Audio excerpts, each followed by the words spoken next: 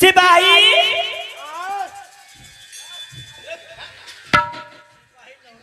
ये बताओ जो मैं प्रणाम करने गई हूँ। अच्छा एक बाबा चौके से घूम गए हैं। देखो बल्कि कतलो रंगबारी तब बूढ़ बुढ़ाने वाली ये बात तो सही है। साधु फकीर बहुत अपने अपने से चलेला। अब रे बूढ़ हो प्रणाम करे गई है तो अगला अगला की करो जब पूछ पाछ मारे के करो किए तो रमैया जोगी घर से निकाल ले हो घर से निकाल ले हो किए क्रिया चले बातू कारण हो रहा।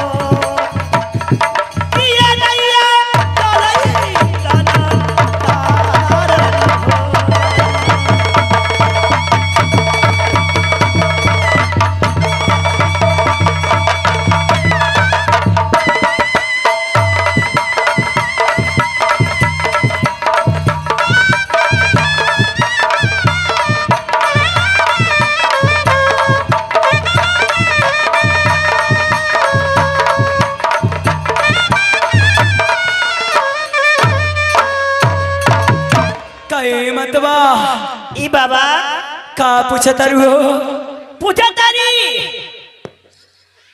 कातला मैया घर से निकाल दिला कि कातरिया तो काट दिला इतना हे मतवा सुना हम बतावा तनी हो पश्चिमा ही देश में माता आरे जोगिया के घर हो बारे आब पछिने में पड़ला मोकरबो हो। अच्छा हे मतवा पश्चिम दिशा में घर परेला पश्चिम में मकान परेला हे मतवा नहीं मारा घाटल हो मतवा आरे दादा ना सोनावानो आरे नहीं घाटल मगही डोली बनावो बन हो हे माई हो हाँ बाबा बोले किया हो मतवा आ नहीं मैया घरा से निकालल होगी।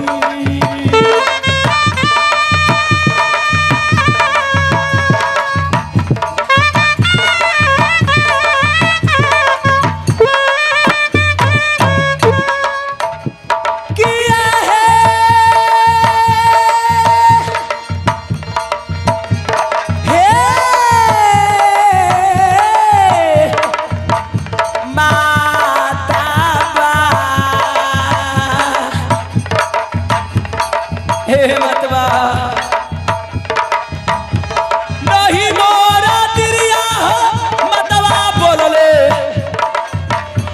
बिरही बोली या रे बोलले बिरही बोली या हो नहीं तिरिया बोलले बिरही बोल